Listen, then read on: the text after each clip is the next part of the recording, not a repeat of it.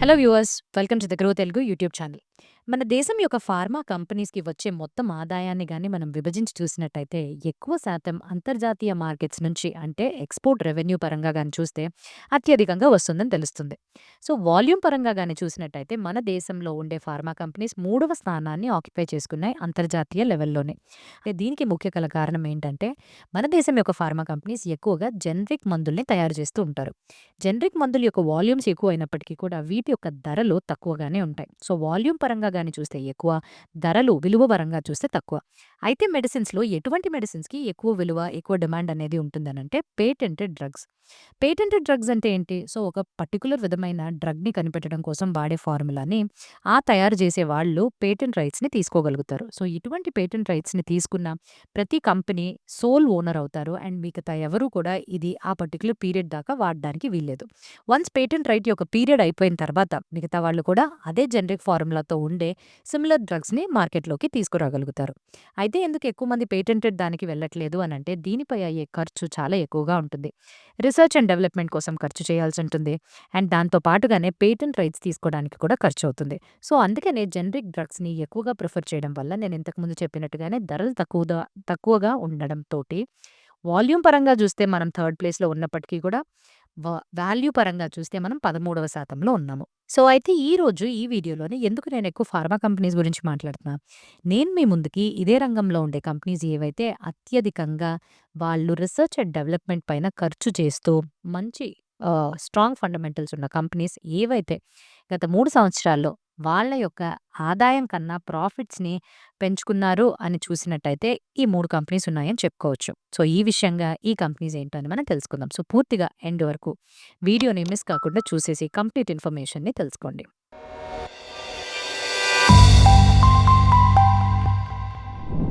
నేనిప్పుడు చెప్పబోయే మొట్టమొదటి కంపెనీ ఏంటంటే, మీరు గాని సిగరెట్ తాగేవాళ్ళైతే ఏదో ఒక ప్రాసెస్‌లోని ఆర్ ఎవరో ఒకళ్ళు మీకు ఈ ప్రోడక్ట్‌నైతే రెఫర్ చేసి ఉంటారు. సో, ఈ కంపెనీ యొక్క ప్రోడక్ట్‌ని చెప్పుంటారు. ఏంటా కంపెనీ అని అనుకుంటున్నారా? నేను చెప్పేది సిప్లా గురించి.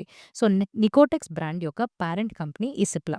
సో, సిప్లా మన దేశంతో పాటు అంతర్జాతీయంగా కూడా ఫార్మా రంగంలోని ముందస్తులోనే ఉంది. మన దేశం యొక్క ఫార్మా మార్కెట్‌లో 5.2% మార్కెట్ షేర్ తోటి 4వ స్థానాన్ని కైవసం చేసుకుంది. ఈ కంపెనీ యొక్క ప్రొడక్ట్స్ అనేవి వేరే వేరే బ్రాండ్స్ ద్వారా మన ముందుకి తీసుకొస్తున్నారు. వీళ్ళు జనరిక్ మందులతో పాటు యాక్టివ్ ఫార్మాస్యూటికల్ ఇంగ్రీడియెంట్స్‌తో పాటు హాస్పిటల్ రంగంలో కూడా వ్యాపారం అనేది చేస్తున్నారు. ముఖ్యంగా గాని వీళ్ళు ఎప్పటి రంగానికి ఆర్ లేకపోతే ఎటువంటి సమస్యలకి ఎక్కువగా మందుల్ని ఎక్కువ శాతంగా వీళ్ళు తయారు చేస్తున్నారు అనంటే రెస్పిరేటరీ ఆస్త్మా మరియు ఊపిరితిత్తులకి సంబంధించిన ఈ పర్టిక్యులర్ సెగ్మెంట్‌లో గాని వీళ్ళు తయారు చేసే మందుల పొజిషన్ గాని చూసుకుంటే ఫస్ట్ పొజిషన్‌లోనే ఉన్నారు. దీనితో పాటు వీళ్ళకి నార్త్ అమెరికా నుంచి జనరిక్ ఫార్మా ప్లేయర్ కింద చాలా వరకు వేగంగా గ్రోత్‌నైతే చూస్తున్నారు. వీళ్ళ బ్రాండ్స్ విషయానికి గాని వచ్చినట్టయితే కాఫ్సిల్స్, నికోటెక్స్ లాంటివి 21 బ్రాండ్‌లున్నాయి. అవన్నీ గూడా 300 బ్రాంచ్ లోపే ఉన్నాయి. అండ్ కేవలంగా గాని ఈ 21 బ్రాంచ్‌లో కూడా 11 బ్రాంచ్ నుంచి వీళ్ళకి దాదాపుగా 200,00,00,000 పైగా ఆదాయం అనేది వస్తుంది. ఈ బ్రాండెడ్ ప్రొడక్ట్స్ వల్ల వీళ్ళ మార్జిన్స్ అనేవి మిగతా కంపెనీస్‌తో పోల్చుకుంటే చాలా ఎక్కువగానే ఉన్నాయి. బ్రాండెడ్ మందుల్ని మిగతా వాటితో పోలిస్తే ఎక్కువ ధరలకి అమ్ముతారు. అండ్ అలాగని చూసినట్టయితే వీళ్ళు అన్ని రకాల జబ్బులకి మెడిసిన్స్ అయితే తయారు చేస్తున్నారు. 65 ఆదాయం అనేది వీళ్ళకి నేను ఇందాక చెప్పినట్టుగానే respiratory, anti infective and cardiac related treatments నుంచి వస్తుంది. వీళ్ళ యొక్క ప్రొడక్ట్స్ గాని చూస్తే 1,500కి పైగా ప్రొడక్ట్స్‌ని తయారు చేస్తూ 50కి పైగా డోసేజ్ ఫార్మ్స్‌లో తయారు చేస్తున్నారు. మొత్తం ఆదాయంలో 71% వరకు నార్త్ అమెరికా నుంచి వస్తుంది. ప్రతి సంవత్సరం వీళ్ళు దాదాపుగా 6% వచ్చిన రెవెన్యూని రిసర్చ్ అండ్ డెవలప్‌మెంట్ ఖర్చు చేసి ప్రతి సంవత్సరం ఒక కొత్త ఫార్ములాని మార్కెట్‌లోకి తీసుకొస్తున్నారు. వీళ్ళ యొక్క ఫైనాన్షియల్స్ పరంగా గాని చూసినట్టయితే ఫైనాన్షియల్ ఇయర్ 2025 క్వార్టర్ 3కి రెవెన్యూ 7,073 క్రోర్స్ అంటే 7.1% గత సంవత్సరం నుంచి పెరిగినట్టుగా తెలుస్తుంది. ప్రాఫిట్స్ పరంగా గాని చూసినట్టయితే 1,575 క్రోర్స్ 47% పెరిగినట్టుగా తెలుస్తుంది. గత 3 సంవత్సరాల్లో గాని ప్రాఫిట్స్ అండ్ ఆదాయం మధ్యన గాని మనం కాంపిటీషన్ పెట్టినట్టయితే ప్రాఫిట్స్ ఎక్కువగా ఉన్నాయి. దీనికి వీళ్ళకి ఆపరేషనల్ ఎఫిషియన్సీయే కారణం. ఎక్స్‌పెన్సెస్ కాస్ట్ పరంగా గాని చూస్తే మెటీరియల్ కాస్ట్ అవ్వచ్చు, వీళ్ళకి డిప్రిసియేషన్ కాస్ట్ అవ్వచ్చు, ఇవన్నీ కూడా తగ్గించడంతో పాటు అంటే వీళ్ళు బాగా పెర్ఫార్మ్ చేసి ఇవన్నీ తగ్గించుకున్నారు కాబట్టి మార్జిన్స్ అనేవి పెరిగింది. ప్రొడక్ట్ మిక్స్ వల్ల కూడా వీళ్ళకి బెటర్ మార్జిన్స్ అనేవి లభించాయని చెప్పొచ్చు. అయితే ప్రాఫిట్స్ బానే వస్తున్నాయి గానీ, క్యాష్ ఫ్రమ్ ఆపరేషన్ సంగతి అవేంటి అనంటే 2024లో గాని చూస్తే ప్రాఫిట్స్ అండ్ క్యాష్ ఈ 2 గూడా ఒకేలాగున్నాయి. కానీ ఈ సంవత్సరానికి క్యాష్ ఫ్రమ్ ఆపరేషన్స్ ఇంకా పెరిగినట్టుగా మనకు తెలుస్తుంది. ఎందుకు? వీళ్ళకుండే రిసీవబుల్స్ అనేది త్వరగా డబ్బులిచ్చేస్తున్నారు కాబట్టి. కానీ ఈ కంపెనీ యొక్క మిగతా లయబిలిటీస్ పెరిగాయి గత కొన్ని సంవత్సరాలుగా చూసినట్టయితే. సరే వీళ్ళ డెట్ ఈక్విటీ రేషియో ఎంతుంది అని చూసినట్టయితే 0.02 అంటే నార్మల్ రేంజ్‌లోనే ఉందని చెప్పుకోవచ్చు. సో, ఇది మొదటి కంపెనీ ఏదైతే సిప్లా వాళ్ళు. రెండవ కంపెనీ. వీళ్ళు అంతర్జాతీయ ఫార్మా ఇండస్ట్రీలో లీడరే అని చెప్పుకోవచ్చు. మనం మాట్లాడుకోబోయేది డాక్టర్ రెడ్డీస్ ల్యాబ్ గురించి. వీళ్ళ పోర్ట్‌ఫోలియోలో గాని చూస్తే యాక్టివ్ ఫార్మాస్యూటికల్ ఇంగ్రీడియెంట్స్‌తో పాటు custom pharmaceutical services, generics, biosimilars and వివిధ రకాల ఫార్ములేషన్స్‌ని తయారు చేస్తున్నారు. ఏపీఐ తయారీలో గాని వీళ్ళు చూసినట్టయితే మొట్టమొదటి శాతంలోనే లార్జెస్ట్ మ్యానుఫ్యాక్చరర్స్‌గా మన దేశంతో పాటు అంతర్జాతీయ లెవెల్‌లో కూడా ముందస్తులోనే ఉన్నారు. మన మార్కెట్‌లోని వ్యాక్సిన్స్ తయారీలోని రెండవ స్థానాన్ని కైవసం చేసుకున్నారు. వీళ్ళు ప్రతి ఏడాది 8-9% వరకు వచ్చిన రెవెన్యూని వాళ్ళ రిసర్చ్ అండ్ డెవలప్ మీదే ఖర్చు పెడతారు. అయితే financial year 2024 and financial year 2025 first 6 నెలల్లో గాని చూసినట్టయితే 8.2% అండ్ 8.6% వచ్చిన రెవెన్యూని వీళ్ళు రిసర్చ్ అండ్ డెవలప్ పైనే ఖర్చు చేసినట్టుగా తెలుస్తుంది. సో, ఈ రిసర్చ్ అండ్ డెవలప్‌మెంట్‌ని చేస్తూ ఇంత ఖర్చు చేస్తూ ఏం తయారు చేస్తున్నారు అనంటే చాలా కాంప్లెక్స్‌గా విభిన్నమైన ఫార్ములేషన్స్ అండ్ ఇంజెక్టబుల్స్‌ని తయారు చేసి మన ముందుకు తీసుకొస్తున్నారు.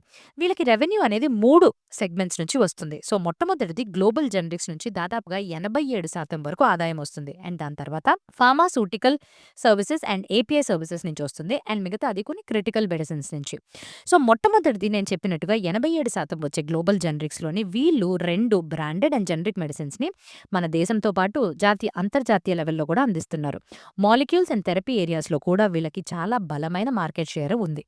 40కి పైగా దేశాల్లోని వీళ్ళ ప్రొడక్ట్స్ అనేవి అమ్మబడుతున్నాయి. సో, ఎటువంటి దేశాలు అనంటే వీళ్ళ ప్రొడక్ట్స్ అనేవి Russia, Brazil, China, central and Latin America, Asian countries, south and north ఆఫ్రికాతో పాటుగా ఇంకా 40కి పైగా దేశాల్లోనే వీళ్ళ ప్రొడక్ట్స్ అనేవి మార్కెట్ అయ్యి ప్రొడ్యూస్ అవుతున్నాయి.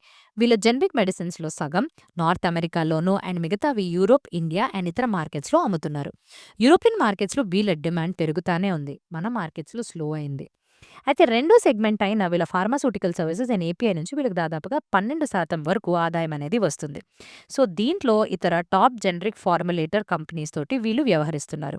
ఈ సెగ్మెంట్‌లో గాని చూసుకున్నట్టయితే కస్టమ్ ఫార్మాస్యూటికల్ సర్వీస్‌ని వీళ్ళు అందిస్తూ మొత్తం ఎండ్ టు ఎండ్ ప్రాడక్ట్ డెవలప్‌మెంట్‌తో పాటు మ్యానుఫ్యాక్చరింగ్ సేవల్ని ఇన్నోవేటర్ కంపెనీస్‌కి అందిస్తున్నారు. ఎందుకు? మెడిసిన్స్‌ని తయారు చేయడం కోసం. అయితే ఈ కంపెనీ యొక్క ఫినాన్షియల్స్ పరంగా గాని చూసినట్టయితే 15% పెరిగి ప్రాఫిట్స్ పరంగా చూస్తే 1% గ్రోత్ మాత్రమే చూసింది. లాస్ట్ 3 ఇయర్స్‌తో పోలిస్తే వీళ్ళకుండే ఆదాయం కన్నా ప్రాఫిట్స్ రెట్టింపు వేగంతోటి పెరగడం మనం చూసాం. క్యాష్ కన్వర్షన్ సైకిల్ పరంగా గాని వచ్చినట్టయితే ఇది ఇంక్రీజ్ అయింది గత కొన్ని ఇయర్స్‌తో పోలిస్తే. దీనికి ముఖ్యమైన కారణం వీళ్ళ ఇన్వెంటరీ అండ్ ట్రేడ్ రిసీవబుల్స్ కూడా పెరిగాయి. సో, దీనివల్ల ఇన్వెంటరీ అండ్ డెటార్ డేస్ కూడా పెరిగినట్టుగానే తెలుస్తుంది. సో, అందుకనే మొత్తంగా క్యాష్ కన్వర్షన్ సైకిల్ అనేది పెరిగింది. డెట్ పరంగా గాని చూసినట్టయితే మార్చ్ నుంచి సెప్టెంబర్ మధ్యలోనే ఈ కంపెనీ వాళ్ళు 100% ఎక్కువ డెట్‌ని తీసుకున్నట్టుగా తెలుస్తుంది. ఇప్పుడు మనం వెళ్ళిపోదాము నెక్స్ట్ కంపెనీలోకి. మీకెప్పుడన్నా జాయింట్ పెయిన్స్ వచ్చినప్పుడు మీకు తెలియకుండానే ఈ కంపెనీ యొక్క ప్రొడక్ట్‌ని వాడేస్తున్నారు. అది మరేదో కాదండి వోలిని. సో, వోలినిని మనం తెలిసినట్టుగా జాయింట్ పెయిన్స్ వస్తే కొట్టుకుంటాం కదా! సో, దీన్ని తయారు చేసే కంపెనీ అయిన సన్ ఫార్మాస్యూటికల్స్ గురించి ఇప్పుడు మనం మాట్లాడుకుందాం. సో, మన దేశంలోని వాల్యుయేషన్ పరంగా కూడా మార్కెట్ పరంగా గాని చూసినట్టయితే ఈ కంపెనీ ముందస్తులోనే ఉంది. డిసెంబర్ 2024లో 8.2% మార్కెట్ షేర్ తోటి మన దేశంలోని 4వ స్థానం ఆక్యుపై చేసుకుంది జెనరిక్ మందుల్ని తయారు చేయడంలోనే. సో, వీళ్ళు అన్ని రకాల ఫార్మాస్యూటికల్ ప్రొడక్ట్స్‌ని అమ్ముతున్నారు. వీళ్ళకి బిజినెస్ గాని చూసినట్టయితే బ్రాండెడ్ జెనరిక్ మెడిసిన్స్‌తో పాటు స్పెషాలిటీ మెడిసిన్స్ అండ్ ఏపీఐస్ నుంచి కూడా వస్తుంది. బ్రాండెడ్ జెనరిక్ ప్రొడక్ట్స్ అయిన టాబ్లెట్స్, ఇంజెక్షన్స్, క్రీమ్స్‌ని అంతర్జాతీయ లెవెల్‌లో వీళ్ళు అమ్ముతున్నారు. 100కి పైగా దేశాల్లోని వీళ్ళ ప్రొడక్ట్స్‌ని అమ్ముతున్నారు. నెక్స్ట్ సెగ్మెంట్ గాని చూసినట్టయితే స్పెషాలిటీ మెడిసిన్స్‌లో తయారీ చేస్తూ వీళ్ళు చాలా క్రిటికల్ అండ్ రేర్ అయిన రోగాలకి చికిత్సని అందిస్తున్నారు. అది కూడా ముఖ్యంగా కళ్ళు అండ్ స్కిన్ సెగ్మెంట్‌లోనే. సో, వీటిని తయారు చేయడం చాలా కష్టం అండ్ తక్కువ పోటీ కూడా ఉంటుంది ఈ సెగ్మెంట్‌లోనే. సేల్స్ గ్రోత్ అనేది చాలా వరకు ర్యాపిడ్‌గా ఉంది ఈ కంపెనీకి. అంటే 2018లో 7.3% ఉండేది కాస్త ఈ సెగ్మెంట్ ఫినాన్షియల్ ఇయర్ 2024లోని 18% వరకు పెరిగింది. అంతే డిమాండ్ అంత స్ట్రాంగ్‌గా ఉందని చెప్పుకోవచ్చు. వీటితో పాటు వీరు over the counter medicines like Volini, Revital tablets ఇటువంటిని ప్రిస్క్రిప్షన్ లేకుండానే అమ్ముతున్నారు. వీళ్ళు 5 సెగ్మెంట్స్‌లో ప్రొడక్ట్స్‌ని తయారు చేస్తున్నారు. అండ్ వీళ్ళకి ఎక్కువగా యూఎస్ అండ్ ఇండియా ఫార్ములేషన్స్ నుంచి 63% రెవెన్యూ అనేది వస్తుంది. మన మార్కెట్స్‌లో వీళ్ళు లార్జెస్ట్ ప్లేయర్‌గా నిలవడం నిలవడం నిలిచారు. సో, వీళ్ళకి ఎక్కువగా అసలు ఇంత మార్కెట్ షేర్ రావడానికి వెనకాతల గల కారణం ఏంటంటే వీళ్ళ యొక్క సేల్స్ ఫోర్స్. దాదాపుగా 13,984 మంది సేల్స్ ఫోర్స్ ఉన్నారు. అండ్ పర్ పర్సన్ కింద గాని చూసుకుంటే 1.06 క్రోర్స్ అనేవి జనరేట్ అవుతున్నాయి పర్ సేల్స్ పర్సన్ కింద. సో, అందుకనే వీళ్ళకి ఇంత మార్కెట్ షేర్ బలంగా ఏర్పడింది. నెక్స్ట్ సెగ్మెంట్‌లో గాని చూసినట్టయితే యూఎస్ నుంచి వీళ్ళకి ఇన్‌కమ్ జనరేట్ అవుతుంది.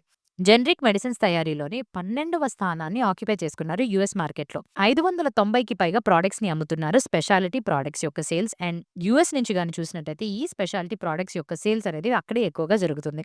అండ్ మిగతా రెవెన్యూ పరంగా చూసినట్టయితే ఎమర్జింగ్ మార్కెట్స్ నుంచి వస్తుంది.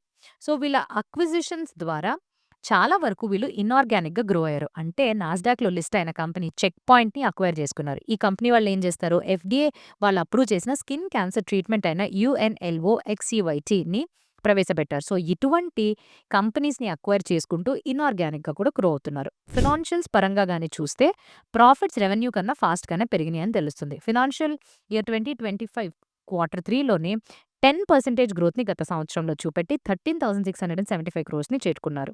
ప్రాఫిట్ పరంగా చూస్తే 2,913 క్రోర్స్. ఇది 13.7% పెరిగింది. గత 3 ఇయర్స్‌లోనే ఇక్కడ ఈ కంపెనీకి మాత్రం చూస్తే ఆదాయం అనేది 2 రెట్లు పెరిగింది ప్రాఫిట్ కన్నా. ఆపరేషనల్ ఎఫిషియన్సీ వల్ల అంటే వాళ్ళ కాస్ట్ మెటీరియల్స్‌ని తగ్గించుకుంటూ, డిప్రిసియేషన్ తగ్గించుకుంటూ మార్జిన్స్‌ని పెంచుకున్నారు వీళ్ళు. రిస్క్స్ పరంగా గాని చూసినట్టయితే ఈ కంపెనీకి వచ్చే ప్రాఫిట్స్ అనేవి చాలా ఎక్కువ మోతాదులో మిగతా ఇన్‌కమ్ అంటే వీళ్ళకి రెగ్యులర్‌గా జరిగే ఈ మెడిసిన్ బిజినెస్ నుంచి కాకుండా మిగతా రకాల ఇన్‌కమ్స్ నుంచి వస్తుంది.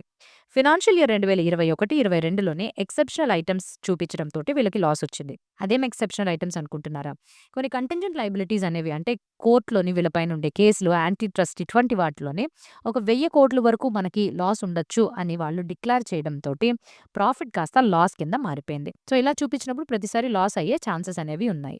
సో, ఇదండి ఏవైతే 3 కంపెనీలు. సో, మొట్టమొదటిది మనం చూసిన సిప్లా అండ్ రెండవది డాక్టర్ రెడ్డీస్ లాబొరేటరీస్ అండ్ మూడవది సన్ ఫార్మాస్యూటికల్స్. వీళ్ళందరూ కూడా మన దేశం యొక్క ఫార్మా రంగంలోని ముందస్తులో ఉంటూ వీళ్ళకి వచ్చే ఇన్‌కమ్‌లో గాని చూసుకున్నట్టయితే అంతర్జాతీయ లెవెల్‌లో కూడా ఒక మంచి మార్కెట్ షేర్‌ని సంపాదించుకుని అండ్ అలానే వీళ్ళ యొక్క ఫినాన్షియల్స్ పరంగా కూడా చూస్తే ఒక మంచి ఫండమెంటల్‌గా స్ట్రాంగ్‌గా ఉండే కంపెనీస్ కిందే వ్యవహరిస్తున్నట్టుగా తెలుస్తుంది.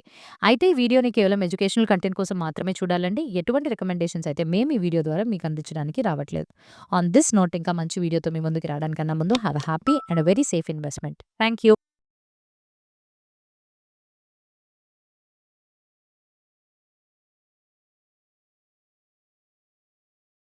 Investment in securities market are subject to market risks. Read all the related documents carefully before investing. Please read the risk disclosure documents carefully before investing in equity shares, derivatives, mutual fund, and or other instruments traded on the stock exchanges.